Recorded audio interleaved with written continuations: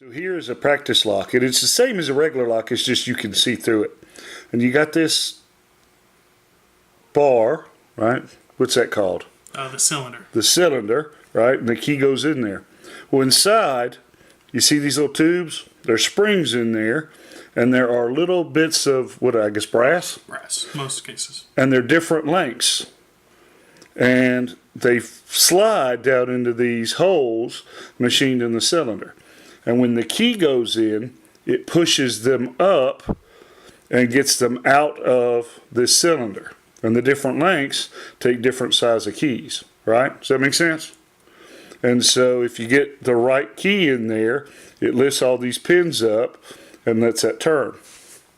And so I'm holding tension on the tension wrench so that Julian can talk about shear line. Yes, what we have here is, what I did to these pins is I false set them, which means that they're up and they're not going to go anywhere, but there's too much tension on the wrench, and that's what's keeping that there. I'll make this quick because I know that can be a little annoying. If you can see inside the cylinders themselves, you can see a little bit of a space in between the pins. That's called the shear line. When you put a key into a lock, what it does is it raises the pin to the shear line. And that's how the lock is able to turn, because otherwise you have a bunch of pins that are holding this cylinder in place. You can go ahead and let the tension off on that. See them pop down? It's hard to actually focus through the plastic, but when I let go, it clicked and they popped down. Right. So when we pick a lock, our goal is to get the pins to their shear line in order to turn the cylinder. The pins are down, they're not going anywhere, this isn't opening. Alright? The very first thing you do is put the torque wrench or the tension bar, whatever you want to call it, inside the cylinder. I'm just going to use a very simple skyline pick. Get that inside the lock. And you want to rock that back and forth. And it's just a matter of if you can get it to the right length or to the right height. Might have some that go right away, like you can feel when the pins give way. Or when the pins are set, just like that. So he's pushing each individual pin out of that machine groove in the cylinder. But then the tension wrench, right, you're putting pressure. And then I guess what's happening is these are spring loaded. The pins are spring loaded.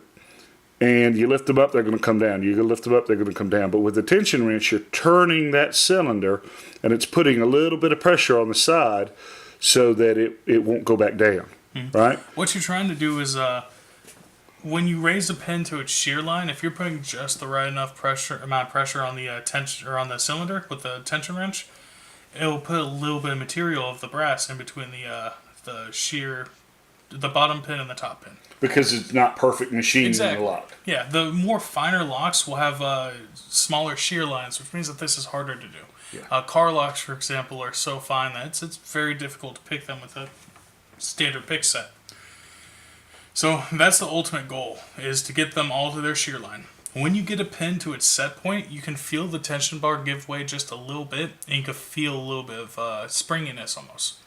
When you go back over the pin, the pin will feel just slightly different. It won't feel as smooth, or as there won't be all this force behind it keeping it down. And sometimes you'll have a pin that's a little stubborn. Like if you're on your last pin and it's not wanting to go, you might need to get a feeler pick in there and just kind of feel around it, and you might need to pop it up just a little bit to shear line. That might be the last pin that you need to get the lock open. But once the pins are done, the cylinder rotates very easily and just lets go of the shackle. And once you take the tension wrench out, you see the pins drop all the way back down. Close the lock and you're ready to go again. And you were talking about a fault set. That's when you press it up too high, too hard? That's when you're putting too much pressure on the tension wrench. A lot of picking locks is the amount of pressure that you put on the tension wrench. And you want to put just enough pressure on it that if you take your finger off it, you'll have a slight dimple on your finger. You don't want to press so hard that you feel the metal start bending or anything like that. Just enough to put a little bit of a dimple on your finger. See, when he told me that, I started to get success with that pick gun because I was pushing too hard. And I find that if I get my finger on there just right, with just enough pressure to like you said, leave a dimple, it'll pop open really easy. So this is an example of too little pressure. All right, the pins are not setting. Like they're just not. They're going up, and then the spring's pushing right back down. Exactly. Here's too much pressure. The pins are moving and they're staying up. Yeah, because you're pushing them against the wall. Exactly. But the lock's not moving because you're not at that shear line. You're just pushing the pins up. Yeah. Look what happens when I let the pressure off. You see all the pins dropped, but they weren't at the shear point, so the cylinder didn't turn. So you want it in between. You want a nice little balance there of just enough pressure and just enough to get it going. Oh, I heard it click. Awesome. Pretty cool.